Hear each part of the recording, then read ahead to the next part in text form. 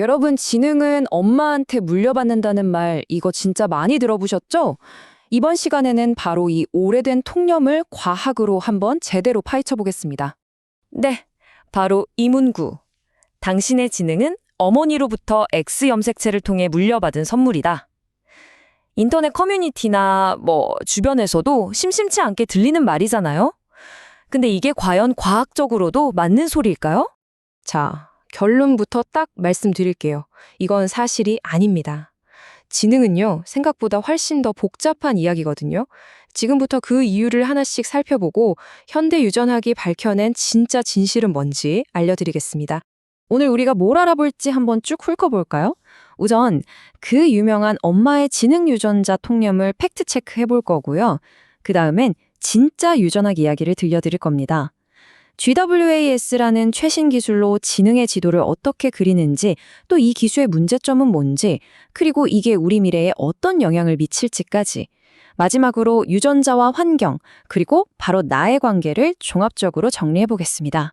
자, 그럼 이 통념이 대체 뭘 근거로 하는 건지 그 주장부터 하나씩 한번 깨부숴 보겠습니다. 이 표를 한번 보세요. 통념의 핵심 주장 3가지가 전부 사실이 아니라는 걸 알 수 있죠. 지능 유전자는 X 염색체에 있다?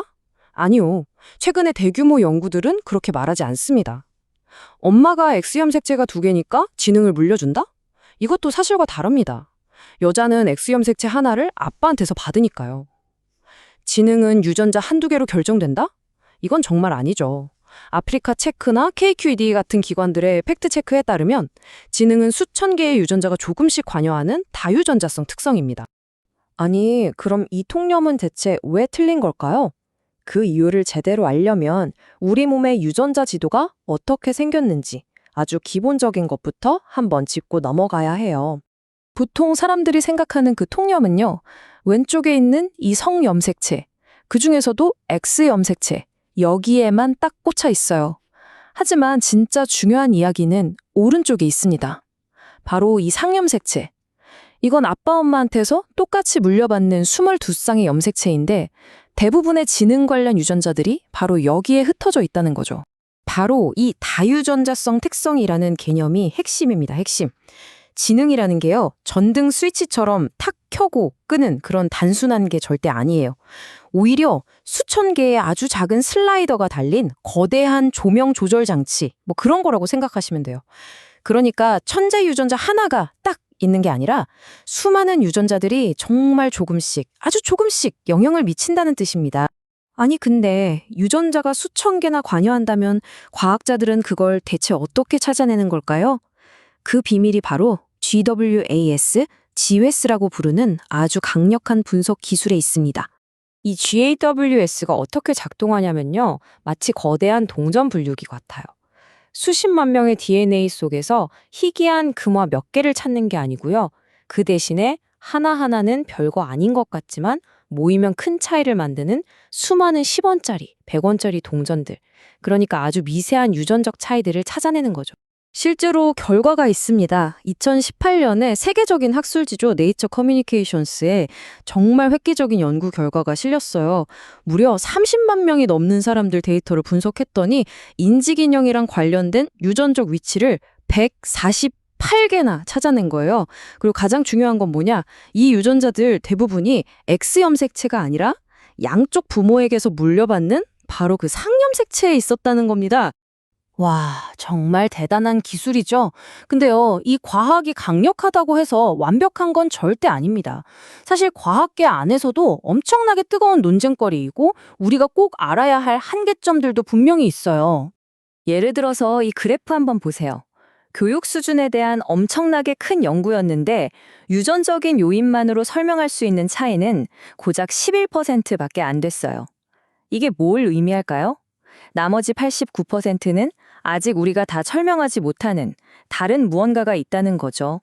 환경일 수도 있고 교육, 아니면 순전히 개인의 노력일 수도 있고요. 그래서 비판하는 사람들은 여러 가지를 지적해요. 예를 들어 상관관계가 인과관계는 아니다라는 거죠. 특정 유전자가 높은 지능이랑 같이 발견된다고 해서 그 유전자가 지능을 높인다고 말할 순 없다는 거예요. 그리고 이런 연구가 자칫하면 아주 위험한 유전적 결정론으로 빠질 수 있다는 우려도 크고요. 특히 과거에 유전학이 불평등을 정당화하는 데 쓰였던 아픈 역사가 있잖아요. 그래서 결과를 해석할 때 정말 조심해야 한다, 이런 경고의 목소리가 높습니다. 자, 그런데 이런 한계점들이 분명히 있는데도 불구하고 이 연구는 우리 사회를 통째로 바꿀 수도 있는 아주 강력한 예측 도구들을 만들어내고 있어요.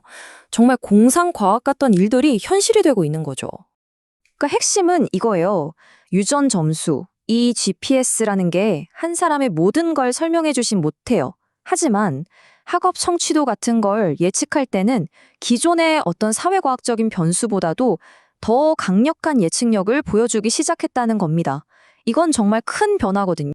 이 타임라인을 보면 정말 소름 돋지 않나요? 1997년에 영화 가타카에서나 보던 그런 세상이요. 불과 20년 좀 지나서 시험관 아기 배아를 유전자로 선별하는 서비스로 현실이 됐어요. 지금은요, 심지어 유전자로 궁합을 봐서 파트너를 찾아주는 DNA 데이팅까지 나왔다니까요. 공상과학이 현실을 따라잡는 속도가 이 정도입니다. 우리한테 정말 큰 윤리적 질문을 던지고 있는 거죠. 자, 이제 마지막 순서입니다. 지금까지 나온 얘기들을 싹 모아서 우리가 여기서 뭘 기억해야 할지 한번 정리해 보겠습니다. 이거 하나는 꼭 기억해 주세요. 유전자는 절대로 운명이 아닙니다. 유전자가 우리 잠재력의 설계도라면 그 설계도를 가지고 실제로 어떤 집을 지을지 결정하는 건 환경이라는 건축가예요. 특히 어릴 때 환경이 정말 중요합니다. 부모님의 교육 수준, 경제적인 안정, 영양 상태 같은 것들이 우리 유전적 잠재력을 꽃피우는데 결정적인 역할을 하는 거죠. 자, 그럼 최종 정리 들어갑니다. 과학계의 결론은 이 표와 같아요. 유전과 환경의 영향력은 반반, 관여하는 유전자는 수백에서 수천 개? 그럼 그 유전자들은 어디에 있죠? X염색체가 아니라 22쌍의 상염색체 전체에 쫙 퍼져 있습니다. 그러니까 결론은 뭐다? 지능은 아빠, 엄마 양쪽 부모님 모두에게서 물려받는 아주 복잡한 특성이라는 겁니다. 결국 우리는 이 질문 앞에 서게 됩니다. 이 새로운 과학 기술, 이전과는 비교도 안 될 정도로 많은 걸 예측할 수 있게 됐는데 우리 사회는 이걸 어떻게 사용해야 할까요? 과학의 발전 속도는 우리의 사회적 합의나 윤리적 고민보다 항상 빠른 것 같아요. 이제 정말 우리 모두가 이 문제에 대해 진지하게 생각해야 할 때가 온 거죠. 오늘 이야기는 여기까지입니다. 함께 해주셔서 감사합니다.